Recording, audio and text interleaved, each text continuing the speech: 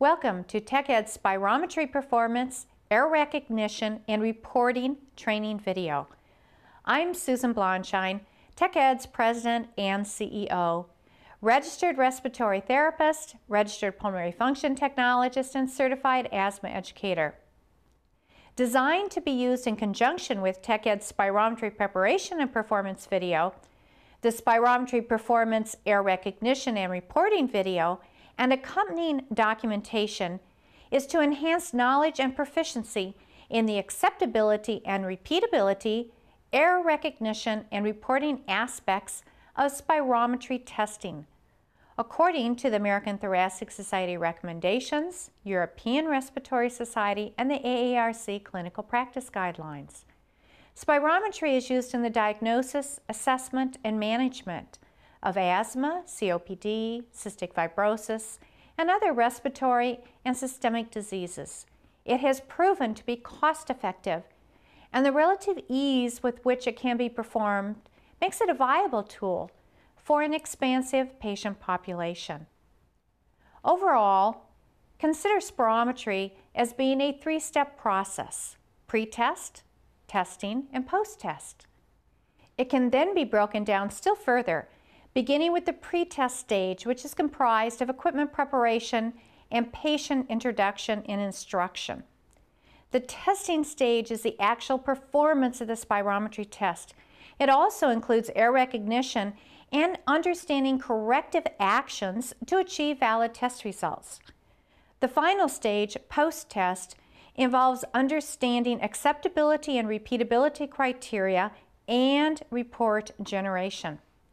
This video begins by providing a brief overview of the pre-test and testing phases of spirometry, including error recognition and corrective actions. The remainder of the video then is devoted to the third phase of spirometry, the post-test. In spirometry performance, error recognition, and reporting, each of the three subtopics of the post-test phase are discussed: acceptability, repeatability, and reporting. They are introduced, defined, and reviewed in separate units. You can go through the units at the pace best suited for your schedule, learning preferences, and special needs and interests. Then at the end of the video, we've included a quiz, suggested readings supporting spirometry testing techniques and standards, and a catalog of related products and services available at TechEd. Additionally, please take advantage of the video's companion document available on the TechEd website, created specifically for use with the Spirometry Performance, Error Recognition, and Reporting training video. The address is techedconsultants.com. This document, formatted as an Adobe Acrobat PDF, is comprised of the subject matter covered in the video. TechEd's Spirometry Preparation and Performance training video is also available online and is a valuable teaching tool for persons new to spirometry, as well as technologists looking to refresh and or enhance their existing spirometry test performance skills.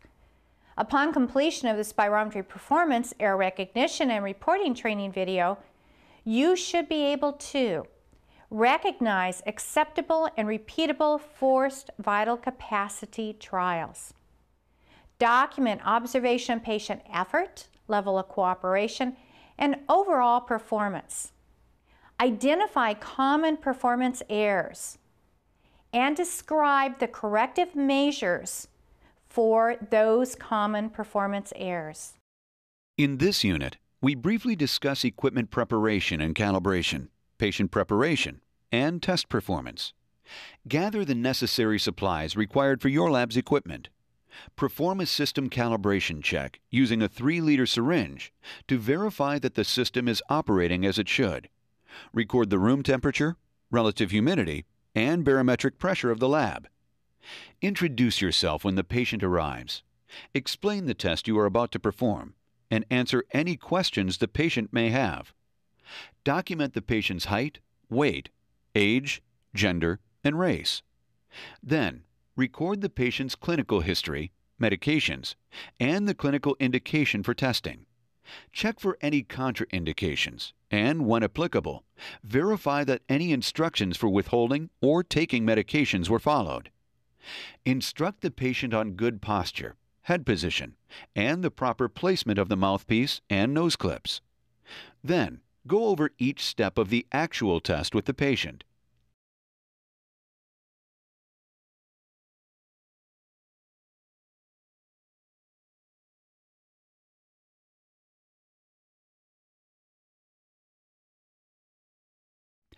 Place the mouthpiece in your mouth and breathe in and out nice and easy.